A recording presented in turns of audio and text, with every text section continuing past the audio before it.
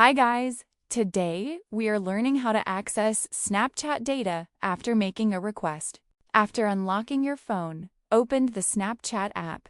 Now, on the main screen, look at the top left corner.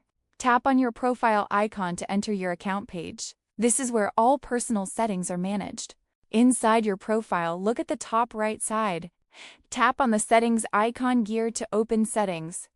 Here you will find all advanced options of Snapchat. Now scroll down in settings carefully. Find and tap on the option called My Data. This section allows you to request and download your Snapchat data.